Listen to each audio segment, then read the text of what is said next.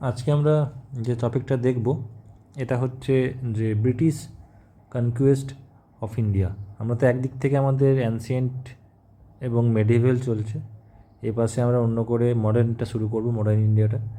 তো মডার্ন ইন্ডিয়াকে দেখতে গেলে, হ্যাঁ, আমি যদি মডার্ন ইন্ডিয়াকে দেখতে চাই তো মডার্ন ইন্ডিয়া হচ্ছে তখন ইউরোপিয়ানদের আগমন হয়, ঠিক আছে। আর ইউরোপিয়ানদের মধ্যে একজনই ফেমাস ছিলেন, যে লাস্টের মধ্যে ফেমাস হয়েছিল, যেটা হচ্ছে ব্রিটিশরা, ঠিক আছে। তো ব্রিটিশ কনকোয়েস্টটা কখন হয়েছিল? ব্রিটিশ কনকোয়েস্টটা হয়েছিল মিড 18th সেঞ্চুরি থেকে। এটা গ্র্যাজুয়াল প্রসেস, একটা একদিন হয়ে যায়নি, ঠিক আছে। ও মোটামুটি 1600 থেকে 1947, এটা হচ্ছে পুরো পিরিয়ড। তাহলে এটা অনেকটাই বছর, একটা 347 বছর, তাই না? তো এটা গ্র্যাজুয়াল প্রসেস, আস্তে আস্তে আস্তে আস্তে জিনিসটা আমাদের ভারতবর্ষকে রুল করেছে, ঠিক আছে। এবারে ব্যাকগ্রাউন্ড কি দেখব, কেন বলছি, আরেকটা জিনিস দেখে নিই। এই যে আমাদের ব্রিটিশরা আমাদের ভারতবর্ষে এসেছিল, হ্যাঁ, আমাদের অনেকজন কলোনিয়াল হিস্টোরিয়ান আছে। কলোনিয়াল হিস্টোরিয়ান্স মানে যেসব লোকজন ব্রিটিশ এর যুগের হিস্ট্রিয়ানরা, ব্রিটিশের পক্ষ থেকে, যেমন হচ্ছে জেমস মিল, ঠিক আছে, অথবা বলতে পারো ভি স্মিথ, ঠিক আছে।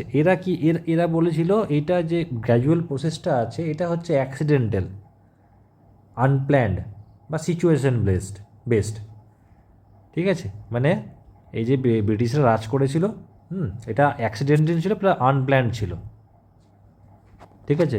কিন্তু আমাদের ন্যাশনালিস্ট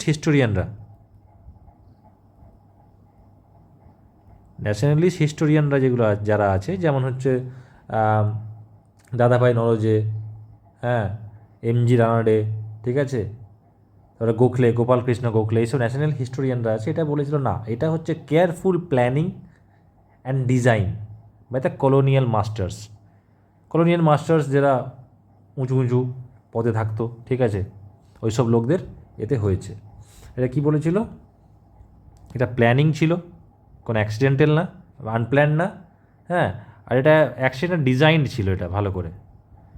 মানে এটা গ্র্যাজুয়াল প্রসেস, তো 1600 থেকে প্রথমে এটা কেন জিনিসটা বলা হচ্ছে, যদি আমরা দেখি, হট করেই প্রথমে কিন্তু ব্রিটিশ শাসনরা আমাদের ইন্ডিয়াতে ঢুকে মারপিট করতে শুরু করে দেয়নি। হ্যাঁ, প্রথম এরা এসেছিল, প্রথম প্রথম ওরা কী করেছিল, ট্রেডিং অ্যান্ড কমার্শিয়াল অ্যাক্টিভিটিসের মধ্যে যুক্ত ছিল, ব্যবসা বাণিজ্যের জন্য প্রথমে এসেছিল। আস্তে আস্তে কী করলো, এরা তো আর ব্রিটিশরা তো একাই ছিল না, তারপর তোমার কী ছিল, ইউরোপিয়ান, তোমার এখানে পর্তুগিজরা ছিল, ফ্রান্স ছিল, ড্যানিশ ছিল, আর অনেক কিছু ছিল। তো এদের সাথে কম্পিট করতে হবে এদেরকে, ব্রিটিশকে। সেই জন্য আস্তে আস্তে কী করলো, ব্রিটিশ নিজের স্ট্রং হোল্ড বানালো। কোথায় স্ট্রং হোল্ড বানালো? ইন পলিটিক্যাল অ্যান্ড মিলিটারি অ্যাফেয়ার্সে আস্তে আস্তে। জিনিসটা বোঝা গেল? তো 1600 সময় যখন এসেছিলো, তখন নিজের ফ্যাক্টরি স্টাবলিশ করলো, ঘুরলো দুরলো, রাজার সাথে দেখা করলো, রাজাগুলোর সাথে। যখন মুঘল শাসন ছিল, হ্যাঁ, দেখা করলো সবার সাথে। 1613 সালে জাহাঙ্গীরের কোর্টে এসেছিলো, হ্যাঁ, 1717 ফ্রুকসিয়ারের কোর্টে এসেছিলো, অনেক জনে এসেছিলো ব্রিটিশরা। আস্তে আস্তে ট্রেডিং করতে করতে করতে করতে দেখলো যখন ইন্ডিয়ার মধ্যে অনেক ঝামেলা আছে, কম্পিটিশন বেড়ে যাচ্ছে, অন্য অন্য কোম্পানিরা এসে পড়ে, French east India company, Portuguese east India company, Danish east India company, এগুলো এসে পড়ে, তখন কম্পিট হচ্ছে। তখন কী করলো, তো ওদের তখন একটাই আগে এম ছিল, যে trading and commercial activities. Trading ট্রেডিংই ছিল ফার্স্ট প্রায়োরিটি, ছিল ট্রেডিং। কিন্তু আস্তে আস্তে সেকেন্ড প্রায়োরিটি কী চলে এলো, military and political.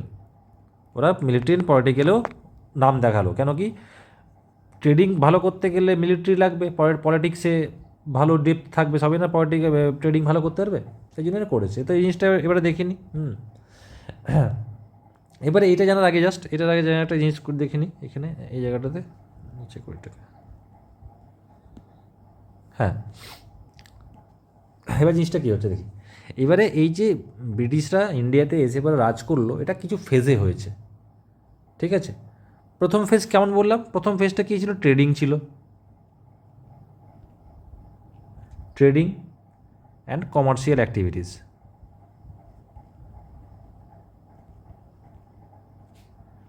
Trading and commercial activity, এটা মোটামুটি তুমি ধরো 1600 থেকে 1746 অবধি,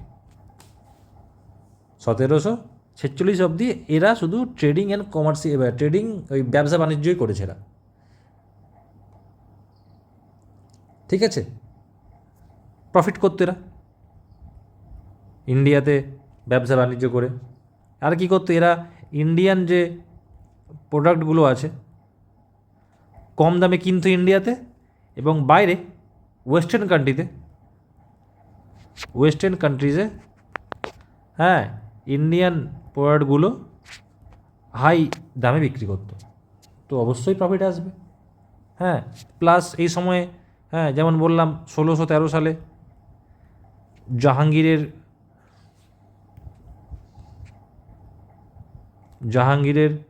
যে জাহাঙ্গীর কোর্টে এসেছিল, ঠিক আছে, এগুলো ডিটেলসে পড়বো।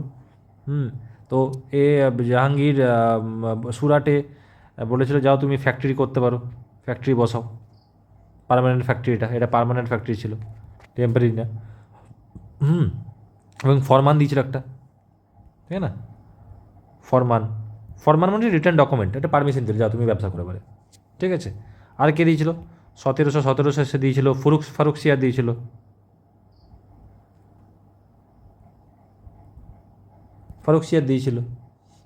ফারুকসিয়ার এটা কেন দিয়েছিল, এটা তো অনেকটা পরে, এটা তো প্রথমে জাহাঙ্গীরের কোর্টে এসেছিল, উইলিয়াম হকিন্স, ঠিক আছে, তো তাও ফরমান দিয়েছিল। 1717 সালে যে ফারুকসিয়ার কী করলো, ফারুকসিয়ারে মুঘল এম্পায়ার ছিল তখন 1717 সালে, তো একে ব্রিটিশ ইস্ট ইন্ডিয়া কোম্পানি, এর একটা শরীর খারাপ হয়ে গেছিলো, একটা অনেক মানে কী বলবো সিরিয়াস একটা শরীর খারাপ হয়েছিল, সেখান থেকে ব্রিটিশ ডাক্তার হ্যামিল্টনকে পাঠিয়েছিল ব্রিটিশ ইস্ট ইন্ডিয়া কোম্পানি, তুমি যাও ফারুকসিয়ারের শরীরটা ঠিক করে দাও, এবং আরও প্লাস 2 লাখ টাকা গিফট নিয়ে গিয়েছিলো তার জন্য ফারমান দিয়েছিল তাকে, যে ফারমান দিয়েছিল তোমরা ব্যবসা করো, তোমাদের কোনো ট্যাক্স দিতে হবে না, ডিউটি ফ্রি, ঠিক আছে। তারপর আবার এসেছিলো 1765 সালে, 1765 সালে তোমার শাহ আলম যে আছে, শাহ আলম টু, শাহ আলম টু কী করেছিল, দিওয়ানি রাইট দিয়েছিল, বেঙ্গল, বিহার, উড়িষ্যা, বিবিও, বেঙ্গল, বিহার, উড়িষ্যা, এই তিনটেতে দিওয়ানি রাইট দিয়েছিল, যে ওইখান থেকে যা তোমার কর উঠবে তুমি নিয়ে নেবে, ঠিক আছে। তো এমনি করে প্রথম ওরা ট্রেডিং অ্যান্ড কমার্শিয়াল অ্যাক্টিভিটিসের জন্যই ছিল, কিন্তু এই সময়ও ওদের কোনো ক্লিয়ার অ্যাটেম্প্ট ছিল না যে আমরা পুরো ইন্ডিয়াটাকে রাজ করবো, এই করবো, ঠিক আছে, ক্যাপচার করে নেব। এবার আস্তে আস্তে কী হলো, এবার আস্তে আস্তে তোমার যেটা এলো বলছি, এটা তাহলে কী হলো, ট্রেডিং অ্যান্ড কমার্শিয়াল অ্যাক্টিভিটি, ঠিক আছে। 2 নম্বর ফেজ কী ছিল, 2 নম্বর ফেজ দেখি যদি, এটা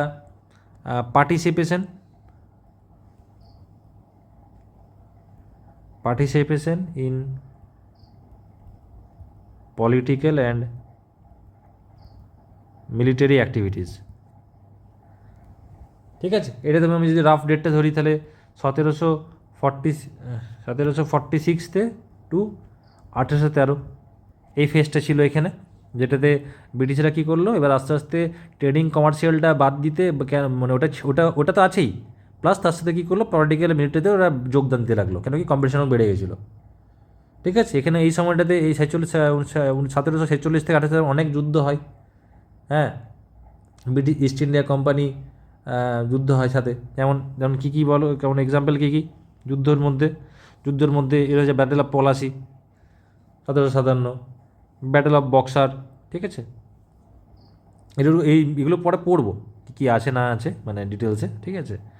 মাইসোর ওয়ার, অ্যাংলো মাইসোর যে ওয়ারগুলো হয়েছিল, ফার্স্ট অ্যাংলো মাইসোর ওয়ার, দ্বিতীয় অ্যাংলো মাইসোর ওয়ার, তিনটে অ্যাংলো মাইসোর ওয়ার হয়েছিল, ঠিক আছে, 4টে হয়েছিল, সরি 4টে অ্যাংলো মাইসোর ওয়ার হয়েছিল, 4টে এখানে 4টে অ্যাংলো মাইসোর হয়েছিল।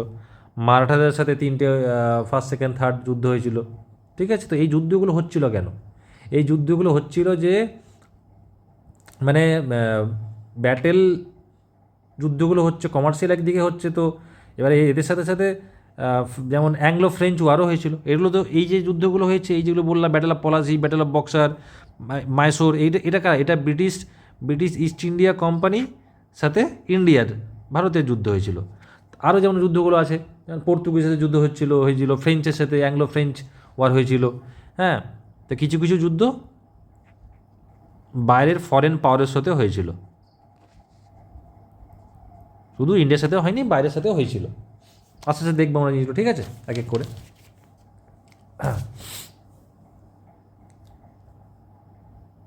মানে এটা করেছিল, মানে কোম্পানিকে তো মানে কি বলবো, যে ট্রেডটা করছে নিজেরকে, তো এখানে অনেক প্রফিট হতো ইন্ডিয়া থেকে, ঠিক আছে। সোনি কি চিড়িয়া বলা হতো, সব কিছুতেও তো ওরা নিয়ে চলে যেত। এখানে যা হচ্ছে সব কিছু দিয়ে বাইরে বিক্রি করছে বেশি বেশি দামে, ঠিক আছে। তো এমনি করতে করতে এইসব যুদ্ধ করার সাথে সাথেই অনেক জায়গাও হাতিয়ে নিয়েছে ওরা। হ্যাঁ, এবং একসময় কী হলো, British east India company emerged as supreme পাওয়ার, ঠিক আছে। সুপ্রিম পাওয়ার বলে হয়ে গেল, আলটিমেট পাওয়ার, ওর উপরে কেউ নেই। এবং যে পলিটিক্যাল যে আছে, পলিটিক্যাল পাওয়ারটা যেটা ছিল, ওইটা ওইটা দিয়ে পলিটিক্যাল আর মিলিটারি পাওয়ার দিয়ে ইন্ডিয়ানদেরকেও, এবং যে ফরেন রাইভেলসগুলো ছিল পর্তুগিজ, ড্যানিশ, এদেরকেও বাদ দিয়ে দিল, সব হাঁটাও, আমি এবারে একশেক রাজা, ঠিক আছে। এর মাঝে মাঝেগুলো যে ব্যাটল অফ পলাশির মধ্যে কার কার মাঝে হয়েছিল, রবার্ট ক্লাইভ, নবাব সিরাজউদ্দৌলা, ঠিক আছে। এখানে দেখো কী হয়েছিল, জিতে গেছিলো ব্রিটিশ ইস্ট ইন্ডিয়া কোম্পানি, এবং control over Bengal's revenue, Bengal থেকে, ওয়েস্ট বেঙ্গল থেকে, যে আগে তো বেঙ্গল বাংলাদেশ দুটো একসাথে ছিল, ঠিক আছে। হ্যাঁ, এই বেঙ্গলটা মনে হচ্ছে হয়তো ওয়েস্ট বেঙ্গল প্লাস বাংলাদেশ, ঠিক আছে। এখান থেকে যে রেভিনিউটা আসবে ওটা নেবে কে, ব্রিটিশ ইস্ট ইন্ডিয়া কোম্পানি। হ্যাঁ, এখান থেকে শুরু হয়ে গেল এই যে ব্রিটিশ পলিটিক্যাল ডমিনেন্স দেখাচ্ছে যুদ্ধ করে, এটা শুরু হয়ে গেল, ঠিক আছে। ব্যাটল অফ বক্সার দেখো, হ্যাঁ, ব্রিটিশ ডিফিট কাকে কাকে হারিয়েছিল, combined force of Bengal, Awadh and Mughal empire Shah Alam two, ঠিক আছে, এটাও হারিয়েছিল তিনজনকে। এখানে কি পেলো, এখানে বেঙ্গল বিহার উড়িষ্যা থেকে রেভিনিউ রাইট পেয়ে গেলো, রেভিনিউ, এটাও রেভিনিউ, মানে আগে শুধু বেঙ্গল ছিল, ব্যাটল অফ পলাশিতে শুধু বেঙ্গলটা থেকে রেভিনিউ নেবে, ট্যাক্সটা নেবে, কিন্তু তারপরে ব্যাটল অফ বক্সে গেলো তিনটে, বেঙ্গল বিহার উড়িষ্যা তিনটে থেকেই নেবে, ঠিক আছে। হ্যাঁ, 4 নম্বর অ্যাংলো মাইসোর ওয়ারে প্রথম থেকে হায়দার আলী ছিল, যুদ্ধ করেছে, এগুলো পড়বো, হ্যাঁ, তিনটে। তারপর লাস্ট টিপু সুলতান 4 নম্বরের ব্যাটেলে মারা যায়, ঠিক আছে। মারাঠাদের মধ্যে হয়েছিল, ঠিক আছে। হ্যাঁ, মারাঠাদের যুদ্ধ করতেও যে প্রথম ব্রিটিশ হেরে গেছিল, লাস্টের দিকে ব্রিটিশ ভিক্টরি হয়েছিল, মারাঠা হেরে গেছিলো, ঠিক আছে। তো এমনি করেই আস্তে আস্তে দিনকে দিন যেতে যেতে বিভিন্ন পলিসিস নিয়ে এসে এইসব কাজগুলো করে, ঠিক আছে।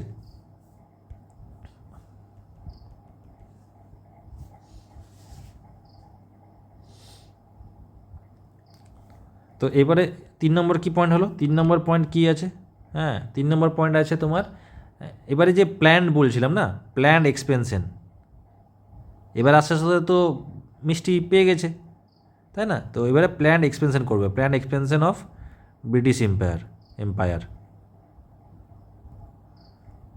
প্ল্যান কী করে জিনিসটাকে বলছি, প্ল্যান বলছি যে প্রথমে কী করেছিল ওরা, ব্রিটিশ ইম্পেরিয়ালিজম,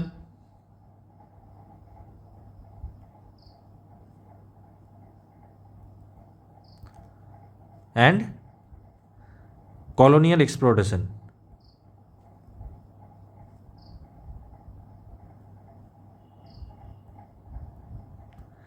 এই ব্রিটিশ ইম্পেরিয়ালিজম মানেটা কি, ব্রিটিশ ইম্পেরিয়ালিজম মানে হচ্ছে যে আমাদের ইন্ডিয়াটাকে দমন করে তার ল্যান্ড, রিসোর্স এবং পপুলেশনটাকে ইউজ করছে for the benefit of east India company, British east India company, এটাকে বলা হচ্ছে ব্রিটিশ ইম্পেরিয়ালিজম। কলোনিয়াল এক্সপ্লোরেশন মানে কি, কলোনিয়াল এক্সপ্লোরেশন মানে হচ্ছে যেসব রাজ্যগুলো, হ্যাঁ, মানে যেসব এরিয়াগুলো 19 এবং 20 সেঞ্চুরিতে কলোনিয়াল রুল যেটাকে বলা হয়, কলোনিয়াল রুল কোনটাকে বলা হয়, হ্যাঁ, যেসব এরিয়াগুলোকে ব্রিটিশ 19 সেঞ্চুরি এবং 19 সেঞ্চুরি 20 সেঞ্চুরি ব্রিটিশরা রাজ করছে, অনেক রাজ্যই ছিল, শুধু ইন্ডিয়া ছিল না, বাকি বাইরেরও কান্ট্রি ছিল, ঠিক আছে। তো এটাকেই প্ল্যান বলা হচ্ছে। প্ল্যান এবারে কেন বলা হচ্ছে, প্ল্যান যেমন অনেক কিছু পলিসি নিয়ে এসেছিলো।